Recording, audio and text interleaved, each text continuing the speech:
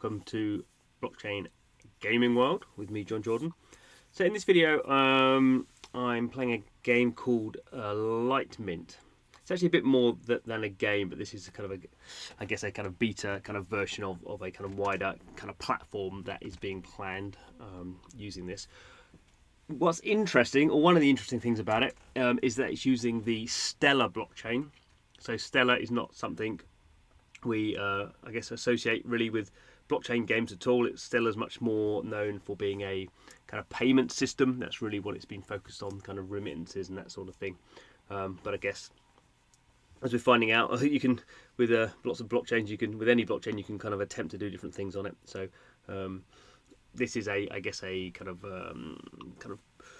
proof of concept sort of thing about what you can do using the Stellar blockchain, and obviously using its kind of payment system. So again, we're seeing on Bitcoin, quite a lot of activity around Lightning network, and using that as a payments kind of micropayment system. So broadly, I guess that's the kind of goal for Litemint. Although it's in you can see at the top of the left-hand screen, it's saying it's in beta 0.4 at the moment, so early stages. And in fact, if we click here, you can see there will be a shop, but not when it's in beta.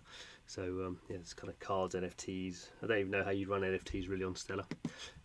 But anyway, so it's a very simple card game. So we see obviously card games being very popular on blockchains in particular, because the ownership of the cards kind of makes sense. Nothing very complicated going on there, and actually kind of having the running the gameplay on a blockchain is again pretty simple. So to do this, I have actually signed in. You can play as a guest actually, but I have actually kind of signed in, and you can kind of sign in without creating a wallet. You can also create a wallet as well. I mean, it's pretty straightforward onboarding system really, but the nice thing about it is you don't need to really do anything very complicated. You don't need to write down any seed words or anything like that. You can do if you go through the full setting up a full Stellar wallet, but you don't have to do that. So anyway, play the game. As ever, I'm not very good at this. I've not played an awful lot, and it's kind of lightweight anyway. So basically, it's head to head, and you each have 30 kind of health points to begin with, and then you drag a card. It's my turn, so I can to begin with, I can kind of drop this. So I'm going to knock him down by 10. Obviously, the point is to get the other person's health down to 0, but there's kind of other things you can do. So you can so he's just overloaded his card, so he's increased his card's value. I can do this one, so I can actually no, I don't want to do that one actually. So I can put my overload card down, so that's going to overload my cards, although not as much as his.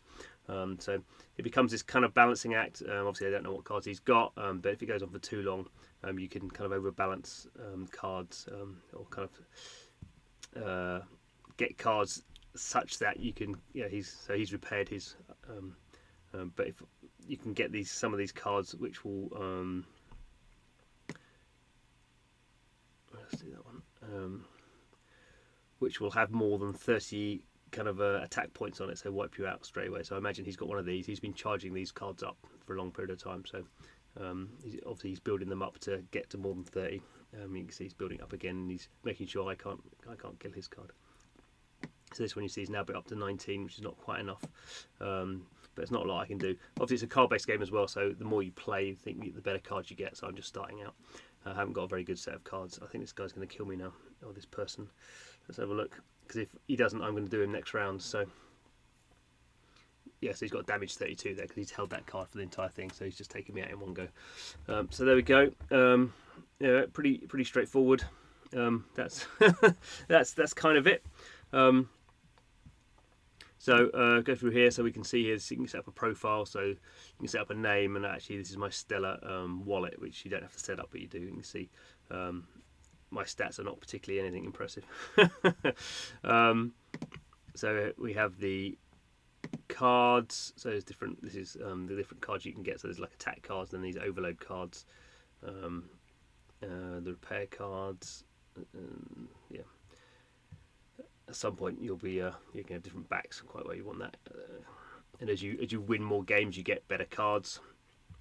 So there's this one. I won recently a kinetic barrier, so that gives my kind of effectively gives me 10 armor. So instead of just having 30 health, I've got 10 armor as well. So 40, up to 40 kind of health effectively. So as I say, it's kind of pretty straightforward actually, and Litemint is actually seems to be more of a kind of mobile platform that has kind of games on it as well. So this is just running in a browser, litemint.io. But kind of interesting. Interesting to see this sort of stuff happening on Stellar, and two, I think, just a broadening of the kind of blockchain game ecosystem. Certainly, while you could do this on Ethereum, I guess using sidechains or that sort of thing. Different blockchains kind of allow you to do different things. So interesting from that point of view. Thanks for watching. This is Blockchain Gaming World, where we are dipping into the world of blockchain games, seeing what's going on. There's always a lot of kind of innovation, so it's well worth keeping an eye on. You can obviously subscribe to the channel to do that. Hopefully that will kind of keep you abreast of what's going on. But thanks for watching this video, and hope to see you again soon.